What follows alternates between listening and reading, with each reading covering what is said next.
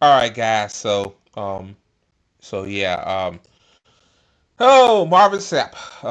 Some of you don't know who Marvin Sapp is. He's a gospel singer, a preacher, a pastor. He has his own church, and apparently, for some reason, he asked for $40,000, and instead of him just not locking people, basically locking people back in his own congregation in the church until they give it to him, he did it anyway, and he is receiving hella backlash. Like I talked to my mom about it the other day, and she's very upset because my mom, she's a Christian. She's all into religion. Like she like Marvin Sapp music. Um, you know, like yeah, like that's crazy. Like this man gets 40K and that shit is tax free. That's probably why a lot of these people do this church stuff because hey, you ain't got to pay taxes. Man, we really need to start taxing these churches, man. Like I'm dead serious. But anyway, Mama Sapp finna talk about it. Really, in all actuality, this isn't a video. It's basically like audio. So I don't know if Ricky Smiley has copyright. I mean, content ID on it because I'm gonna have to run it through a system first before I upload it. Because these people on that bullshit when it comes to content ID. But anyway, I'm finna play it and get my thoughts on it. Here we go. Chosen Vessel Church in Fort Worth, Texas. Joining us this morning is a friend of the show, Marvin Sapp. And good morning. Thank you for joining this morning. Thank you. And listen, let me say this. I'm not here to exploit this situation. You are my friend. Thank you, sir. And I'm a real friend. I'm a loyal friend. You understand? And I haven't even talked to you this week. No, because I know your phone was blowing up, but I had sense enough that everything that you sat here and said during the commercial break, I already knew. You don't have to explain that to me. I grew up in the church. And in your own way. Let's start with the attacks that are on you and the death threats on you and your family. Oh yeah. By the way, Marvin Sapp claims that after that went viral, he's been receiving death threats towards his church and his life and his family's life. But let me say this. Um, I mean, like, see, that's when people take shit too far, man. Look, what Marvin Sapp did was messed up. It wasn't good. But again, like, if these people do, like, I think those people are just trolls at this point. Like everybody that does shit will receive death threats, man. Like when shit go viral, like that's just the way it is on social media, at the church. Like people see, hey, it is what it is. I've received death threats on Twitter, so yeah. But again, like, yeah. Let me continue. Well, let me just Or start. just whatever way you want to start. Let me just start by saying first, Ricky, I thank you for this opportunity. Yes, sir. I thank you for the opportunity to be able to come on your show and for you to use your platform to give me a chance to just, add some context, Yeah. some context and clarity to, a clip that, a whole lot of people have seen. Sadly, one of the things that has happened is, people have created a narrative that is absolutely not true. Number one, the narrative was created, excuse me, that I raised money at my church, that I kept the people at my church hostage until I raised 40,000. Dude, you told the ushers to close the doors. Like, dude, like Marvin Sapp, like, there's no way in hell you gonna get out of this one, bro. Like, we heard, dude, we had the audio. Like, I'm pretty sure you probably said it's AI. No, that's not AI, bro. It's not AI. Like you said, yeah, you said close the doors. Now, if you didn't say that, hey, I can't, I can't say that you did keep your fucking congregation hostage. Why you told the ushers to close the doors? And what if somebody got mad at what you did and ran out and probably hurt one of your ushers trying to get out the door? So you put people in danger by doing shit like that, man. Like that's wild. Like Okay, let me continue. Dollars for me. That's the narrative that has been shared. That I locked folks up in my church. That I made them give $40,000, and I wouldn't allow them to leave until they gave it to me. And in the But you said that if 1,000 people gave $20 a piece, then another thousand, I guess, online gave $20 a piece, it'll be $40,000. That's what you said. Now you acting like, oh, that's not what I said. Oh, see what happened was is that that's a lie. People trying to say I'm greedy for money. Like, bro, we got ears, Marvin Sapp. Like we ain't deaf, bro. Well, come on, man. This is wild. be honest with you, that is absolutely false. Yeah. Number one, uh, that offering was taken last year. This was a service that happened last August. Number two, it didn't happen at my local church. It actually happened at a national organization's international meeting where churches from all over the country, all over the world came together for the purpose of You know what though? Okay, even okay, you said that happened last August. Okay, but it still happened though. It still happened. Okay, okay. I didn't know that. I'm gonna be fair right now. I'm just watching this as you guys right now. Like I didn't know that. Okay, you said it happened last year. Okay, that's fine. But again though, dude, like, why would you say all that shit though? Like, why? Like I'm pretty sure that other preachers was there asking for money. I mean, probably was raising money for something. Like, oh, okay. celebrating the Lord and Savior Jesus Christ. People took issue with me saying shut the doors. Understand, I never said lock the doors. Yeah. I said shut the doors. I know, I know. Even I said that on last episode. I said, yeah, no, he didn't say lock the doors. He said shut the doors. Which still, like, the ushers gonna be in front of the door. I used to go to church. I know how that works. Like you telling the ushers to close. Why you tell? But that don't make any sense. Like why you told the ushers to close the doors for? That don't make any sense. Like you technically was like kind of holding them hostage. You technically was, dude. Like you see, he trying to wiggle his way out of this, but I didn't know it was a conference last year. But again, like, but my thing is, I don't know though. Like, if this was in August, how did people skip on this? Like, how did like that's a long time. September, October, November, December, January, February, March. Shit, almost 8 months ago. Like, I let them continue. Shutting doors mean that people still have the ability to go in and out. They've taken issue with my tone. And I can honestly say, looking at the video, maybe I was a little more assertive than I should have been. No Uh, shit. and I can apologize for that. I can apologize for that. But three things I need to make sure that people understood. Number one, the $40,000, if it was $40,000 that was raised, was never given to me. That money was raised for the purpose of taking care of the budget for their conference. Okay. Why you couldn't just say that? Why you did in such a tone like, hey, you need the money now? It's a small seed and all that stuff. Like, why you came at it in a way that made people think? Cause you know how people is on the internet. Like, people overreact to shit. It happens all the time. I do it too as well. Like, I guess that's just part of being on social media for a long time. Like every little thing that comes up, people make a big deal out of it. Then later on, we find out it wasn't a big deal. Now, okay, let's say if all that was true. Let's say maybe they didn't reach their goal of 40K, but yeah, I guess he sounded more stern.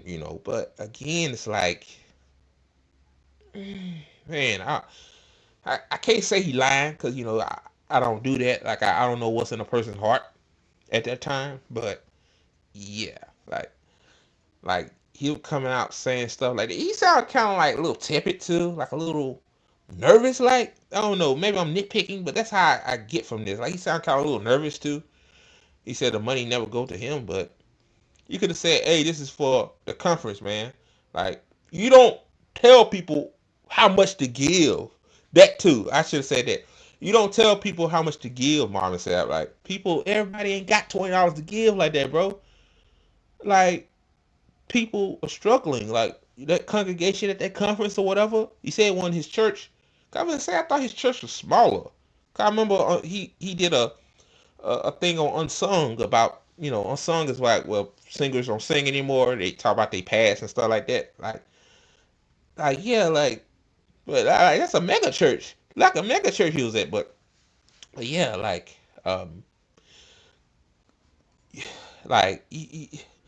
you don't do that, man. You just it's a right and wrong way to do things. Like, just say like, hey, it goes towards the funding for this conference and all that stuff, and give from your heart. Like, that's what they supposed to tell you. Like, you just don't say everybody gave $20. Um, you know, um, that's like, we raising money for Liz to go to Ohio, and that's like me telling people if everybody gave, okay, everybody gave $100, it'll be 10,000. No, no.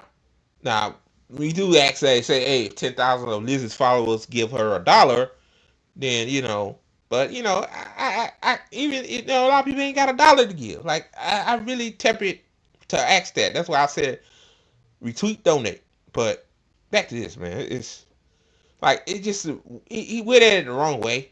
That's why I get from this. But I let him continue. Not Marvin Sapp. Number two, it didn't happen at my church. It happened in Baltimore. Number three, you know, people take issue with me being firm with the ushers. Anybody that goes to church, ushers one on one, that's the first thing they teach you as being an usher, is that there are 3 times you don't walk. You don't walk during the altar call. You don't walk during prayer. You don't walk during the offering. One of the reasons being is because of the sacredness Right. of the moment. But it's also about security. As a pastor, that churches are being robbed at gunpoint. It's happening Sure. all over the country. This is not something I'm making up. This is factual. So if you got 5,000 people in a room, you want the doors closed. You don't want the doors locked. I couldn't get them locked anyway. It's a convention center. But the doors needed to be closed, and there was a lot of pandemonium and stuff that was going on out there. But I wanted to share that first. But that ain't even the reason why I'm here. Here's the reason why I'm here. The reason why I'm here is because what has happened is people have taken clickbait and made something out of it that it isn't. And because of that, my church has been getting phone calls. People have called my church and cussed me out. My staff are. Yeah, that's unfortunate, man. Like, I hate that shit too. I ain't gonna lie, I hate that shit too. Like, you know, um, but again, it's like, what I get from this is that now you clarifying what really happened. But again, like, I think the reason why people are so angry, Mama said, okay, that's okay, all this shit true, that's fine. I think a lot of people are angry at you, man, is because people see people know that, when you go to church, man, when it comes to offering time, these pastors they be on a new level of, begging for money. Like it's just gonna just keep it 100. Like, as a former churchgoer, I used to go to church. Pastors always ask for money. You know, like my pastor one time said, don't worry about your electric bill. Give that tithes and offering, which is wild because um, a lot of these electric companies, man, you can't write on the slip. I gave my tithes and offering to the church because they'll cut your shit off. They don't give a fuck. But like, it's just the way you came at it, man. Like, that's really where I'm at. Like,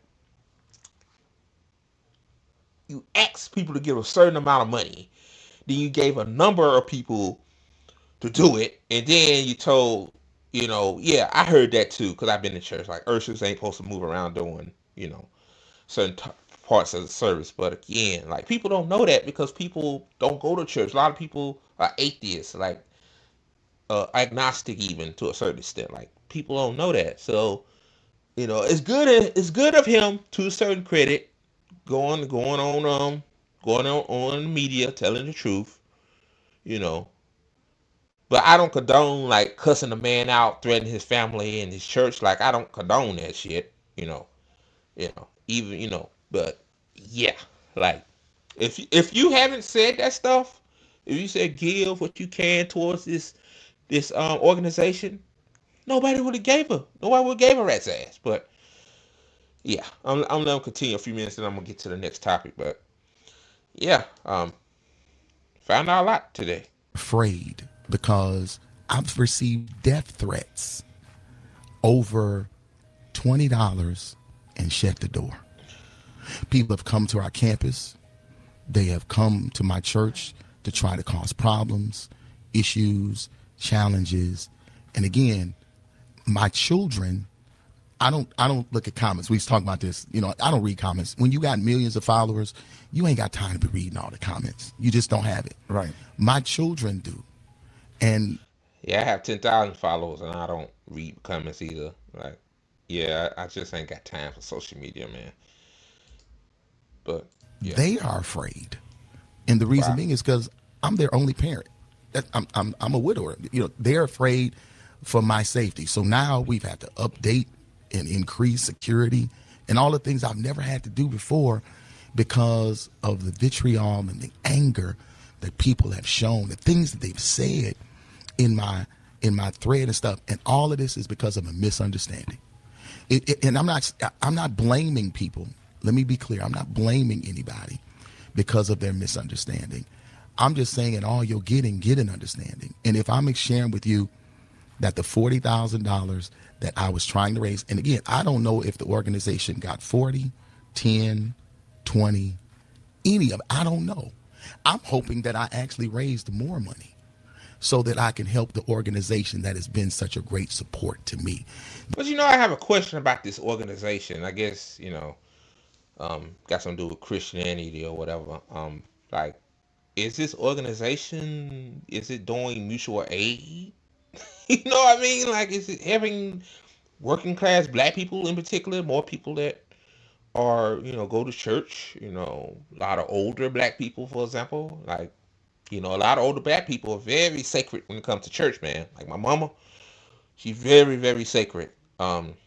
So is it helping people like her? Like not her, but people like her, or is it just a money making scheme? See, it's good to answer questions like this. Like I love to ask them, like, hey, what does this organization do? I mean, y'all spread the word. Do y'all do mutual aid? Like, one thing you go out and spread your propaganda.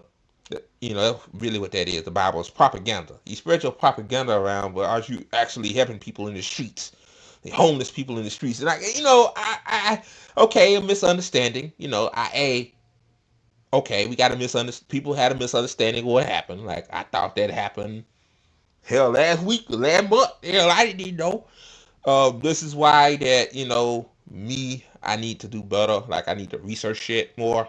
But again, the organization now, they probably raise more than that. Like, you said a lot of people, people watching online too as well. Lord knows how much they gave. So yeah, that's a good question. But pay a little bit more of this, and I'm gonna move on.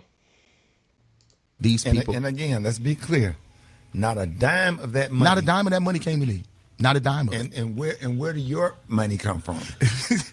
I've been blessed. I've been extremely blessed. I've sold millions. Yeah, he sold millions. Like you about to say, he sold millions of records. He had a hit song come out like 2008, 2009. Like I'm gonna say, like, why you need 40 grand? Like you doing fine. Wealthy, Marvin. Like about that's what I really up in ass about. But yeah, Of records, millions. I'm a songwriter. How much have you gotten paid from? And we on the radio live, Right. How much have you gotten paid from your church? I'm just saying. Okay, so Tell see, me Ricky, what you said during I'm the gonna tell commercial. you. What people don't know is that I pastored 16 years in the city of Grand Rapids, Michigan. I founded my church. I pastored 16 years. We had a great church. Still have a great church there. 16 years of pastoring. I never got paid a dime. That's a fact. 16 years. You can call the church. You can ask them. I pastored the Lighthouse for Life Center Church in Grand Rapids, Michigan for free for 16 years. 9 years of those 16 years, I gave a minimum of $30,000 a month to my church. Wow. 30 grand a month to my church to ensure that the church could go forward. We had a lot of stuff. I had a college campus that we had bought. We had 3 other campuses, and my membership had dwindled after my wife had passed because I had to travel more in order to take care of me and my kids. Right. So, my membership, it dwindled, but we never lost anything. And as a matter of fact, this is factual. The day I announced the new pastor, I burned the mortgage of the church. When I left Grand Rapids, I left my church not only debt free, but I left them with 6 figures in the bank and put a brand new pastor in and walked away and moved to Texas. I'm not trying to take advantage of people. That's never been my passion. I'm serious. But the question is how much you get paid at this current church in Texas. He's not answering that question. Like that's what people do. Like, yeah, they try to dodge the question. Hey, it's old church in Michigan. I remember that because it was on the Unsung documentary. But that's good. But yeah, man, almost done, guys. This is, wow. About ministry. And let me go one step further. There's a whole lot of other pastors around here that are doing the same thing. Most pastors in America are bivocational, meaning they have jobs outside of their churches. The average church size in America is only 75 people. Look it up. It's factual. So we're not getting rich off the church. I am bivocational. I'm a W-2 employee at my church. I have a syndicated radio show that I do every week to over 60 different markets. All right, guys. So I'm gonna end it there. So yeah, we know family know the truth, I guess. So it turns out that it was a conference in Baltimore in August, and he was raising 40, trying to get money to raise $40,000, but it sounded like to an average person, you know, that you are collecting money for yourself or the church or whatever. Like, but yeah, I don't condone violence. I don't condone, people threatening anybody's life. I think that's fucked up. Like my life been threatened because I just did this on a post with my big fat ugly head said fuck Israel. Like I just drove people crazy. You know, um, and I said this before. If I said um, fuck Hamas, like I probably get the opposite from the other side. So yeah, like I mean, welcome to social media age, man. Like you gonna get smeared, you gonna get trolled, you gonna get death threats. Like and also too, like these churches, man. Like let me say this, then like like the church, man. Like y'all need to set an example. Like if y'all gonna spread y'all propaganda around to people, you need to do mutual aid on top of that. Like churches used to do that. Like they used to be like they had missions, for example. Like they did mutual aid. They took care, but a lot of these pastors, man, like apparently Marvin Sapp, well he get paid now, but he didn't get paid at the other church he founded. Like other pastors, they do it for the money, do it for the women. Like I hate to say it like that. That's on the men pastors. I hate to say it like that, but it's true.